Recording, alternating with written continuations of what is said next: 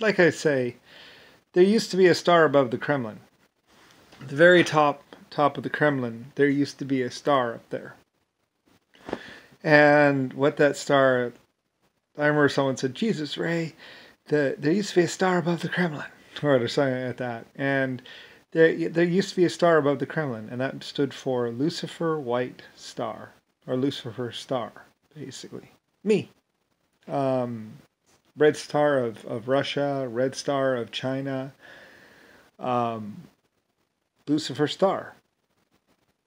Me. Um, White Star.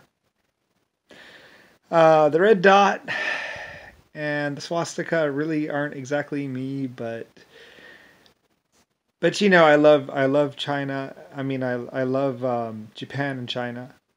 I don't have any problem with that. I took them over once or whatever. I built their country basically. Long, long, long, long, long time ago. We were doing medical, and I gave them the first manufacturing factory or whatever, and we were doing a food program. Like I say, I know China and I know Japan. I built Japan basically, and we were working with the Japanese and Chinese. Like I say, I love them. Mwah, like just big hug. I mean, the Japanese a long time ago, probably 2 or 3 thousand years ago, I needed help, or we needed help, and I had a couple Chinese on my side or whatever, Japanese. It was a long time ago, and they built some tanks, and they made a difference in a war. Like I said, there used to be some Chinese or Japanese, and long time ago, it was like thousands of years ago or something, when somebody was attacking or somebody like that, and they built tanks for me, and we kicked butt, and and we won. So, another psychopath thought he could kill or whatever, and I had more. Barely, but I had more. So, like I said, all my different groups from long, long ago, they've made a difference. Whenever people would want to kill people, whatever. So anyway, and then later on they were still making tanks and some other stuff, but then later on, once the war ended and everything else, we keep a couple around just in case, for the next time somebody decides to call themselves a self-proclaimed god and king of men or whatever, we can deal with it. Like I said, I didn't always have them, but I invented them and I had a couple, sold a couple, and then I found myself in need of a lot more. So I've always had a couple around just in case, mostly in my museums, because there have been times, you get someone and they'll hold someone hostage or something like that. Like I said, I don't hold people hostage. I usually buy stuff. I've probably bought America at least once or twice. I bought quite a few countries. I mean, I've spent money in all these countries. I was the one who invented tourism and more food, and also did tree planting. Like I say, I don't need to just take over and steal anything. I don't even really need to protect. I could have just cashed out and been like, I'm rich, that's enough. But like I said, my people were in trouble. And I wasn't just going to sit there and watch my people be shot. I wasn't just going to sit, like I said, Germany and Russia and Britain, they helped make me who I was. I mean, long, long ago, they had faith in me, and we built together, and we did stuff, and they paid me, and they followed me, and they believed in me.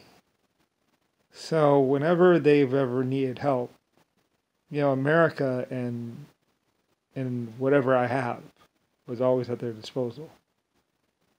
Like, how can I help? So I may be in America now, but I know where I'm from. You know, Britain, and like anytime the Queen would need anything or whatever. I mean, if my people could help, and I've always been like that. All throughout the years, whatever country I'm with, or whatever, or wherever I'm at, or whatever I have, I've sent it. You know,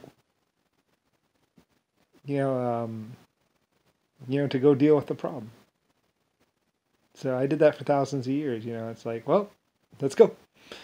I used to have a couple of horses or a couple hundred mines or a couple hundred workers, and it's like, well, we're going to have to gear up, and we're going to have to go in there, and we're going to have to stop this. We've done that before. Anyway, I've led people into battle and stuff like that. Generally, I try not to kill too many people, and it's true, people could, dig inside and, come back around, because generally I don't just go through and just shoot everyone. Like I said, most conquerors, they just go in and they kill everyone. But it's like, I'm not really trying to conquer. I'm just trying to get the people, I was just trying to get the people who are psychopaths. So, we would just go in and try and kill the psychopaths, And it's a little bit hard to figure that out sometimes. Because, and I've had to deal with every situation where it's like, you get them away and then it's like, well,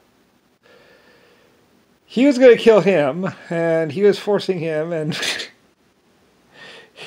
or well, this is the guy, it's like I say, America, my country, America, has had to deal with every situation.